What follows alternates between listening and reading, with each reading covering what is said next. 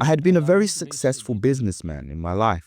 I started very early and I managed to acquire 6 companies along the way. In one of my branches alone, I had 50 employees, I had 50 vehicles, an exceptional structure. However, I was a failure in one area of my life, my love life. I had been married 3 times and had 3 relationships, but everything started wrong in my life. My first relationship became the mother of my son. We had a relationship for 5 years. As she was older than I, and I didn't have life experience, things went badly for me. Then, I met another person. We had a relationship for 12 years. During that time, I fornicated, betraying her constantly, and lived a dissolute life. In fornication and everything that was wrong, I did. I used to do bingo with women. It seems like a joke, but we did that. I had a country house, and I used to take prostitutes there. I went to brothels constantly. I separated from that woman after 12 years, and then I got into a relationship with a cool girl. She was very young, 20 years younger than me. I got involved with her in an astonishing way. I paid for her university, gave her a brand new car, and everything she asked for, I gave. We traveled a lot together. But I started doing something very wrong, neglecting my financial life. Whilst living that life, at a certain moment, I realized that I had driven my company into the ground. I realized that my house had fallen down.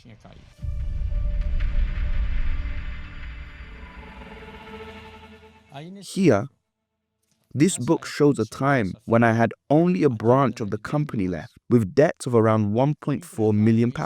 What was left from a successful businessman was a man riding a bus. I traveled from a town to get to my branch, which was in another town, by bus. My name was referred to the credit reference agencies, CRAs. I only had a flat left. It only had space for me to put a sofa bed in so I could sleep. The pages of your life had only gotten worse. It only got worse, and things were only getting more complicated because I started suffering from a chronic health problem. I had chronic psoriasis, where my skin was covered in rashes. One day, I was driving on the motorway and said to myself, "It's enough. I will end this now. I've decided." So I pressed my foot down on the accelerator so hard that the truck tires made a hissing noise. I did not see anything else. The only thing I noticed was that the truck had its engine on, parked on the hard shoulder, and I was sitting there crying.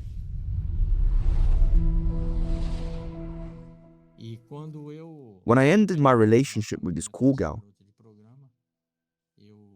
I went to the church. It was an unusual moment because I was invited by a friend. He asked, "Come to a seminar with me." When we arrived at the seminar, I realized it was at the Universal Church. I sat there listening to the word that the man of God said from the altar. He said a word, and that seed entered me in such a way that I understood that I had to abandon the old man. Therefore, I started quitting everything.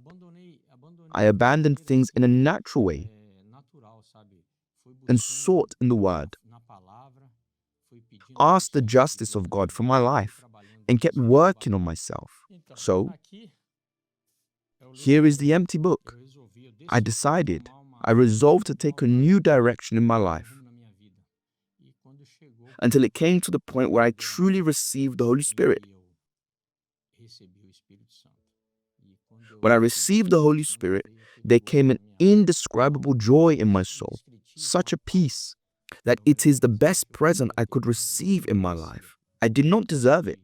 I was able to organize my life where I cleared my name. Throughout this period, as I mentioned, from all the losses and the new beginning, amidst all of this and the new start, a key piece was missing: my love life. During this period, I remained alone for 12 years whilst in the church. I lacked someone, a partner by my side to help me. There came a moment in my life when I had to make a decision.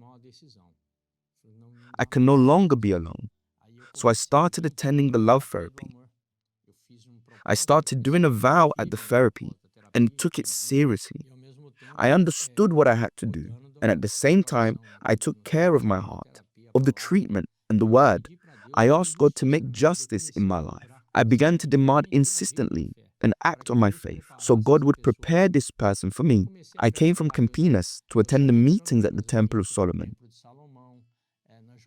I stayed at a hotel in Morumbi. And then I went to the meetings thinking, who knows, she might be here, right? Maybe this princess, the day I meet her, she will not escape from me. It was at a love therapy meeting in Rio de Janeiro. Anywhere there was a love therapy meeting, if I felt drawn to go, I would go. There was no shyness about it because I had to put myself out there, right? But still, nothing. I wouldn't find anyone. It was just a dead end. But wasn't there anyone inside your church? Of course, there were women of God there, but none of them had the characteristics I was looking for. That was until I understood that the way to solve this would be through sacrifice. That's when the campaign of Israel came. The campaign of Israel played a huge part in this journey. Because when I went up on the altar, crying out to God for justice, for Him to truly respond to what I'd been praying for, at that moment, when I laid my sacrifice on the altar, I was already 53 years old. And when I made the decision to go to the altar and ask for God's justice in my life, in my love life, something happened that was truly unexpected. I say unexpected because the pastor at the time called me to the altar and said, "Come here." And there on the big screen, "I Want to Know You" was playing. I was looking at the photos and he said, "What do you think?" I said, "They are interesting women, but how does this work?" He asked, "May I help you?" And it was the same pastor who, in the past, told me he'd get me married.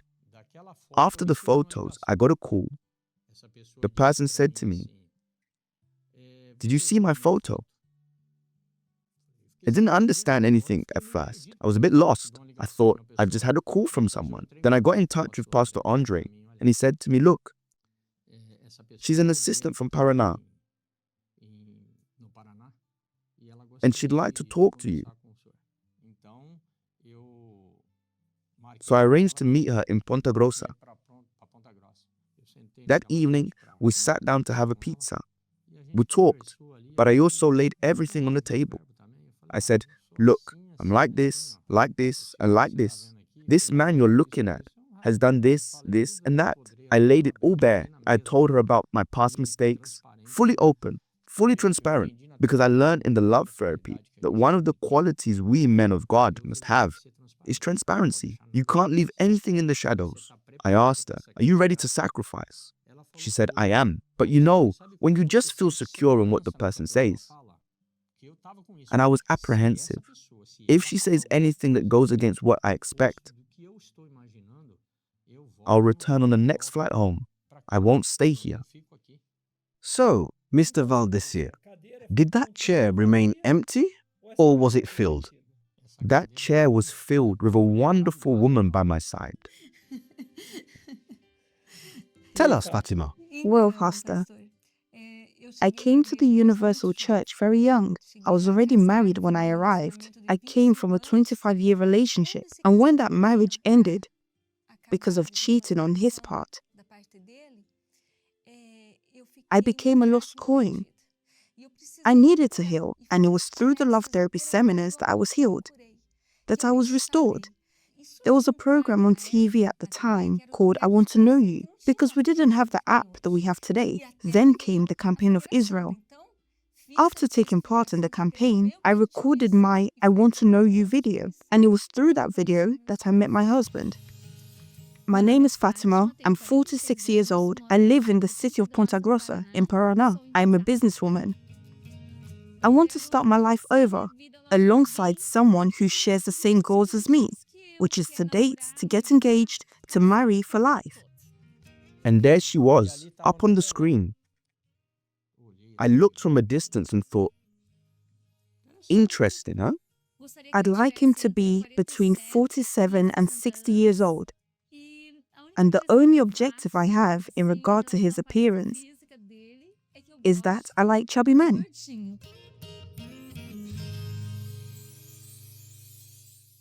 Today, the book is complete. Here are some pictures from our civil wedding.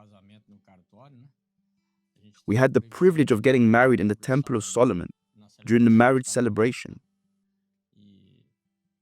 And here is my precious jewel. Because, as I said, the altar is perfect in every way. The love therapy is something else entirely. It's a meeting I've never given up on since the beginning.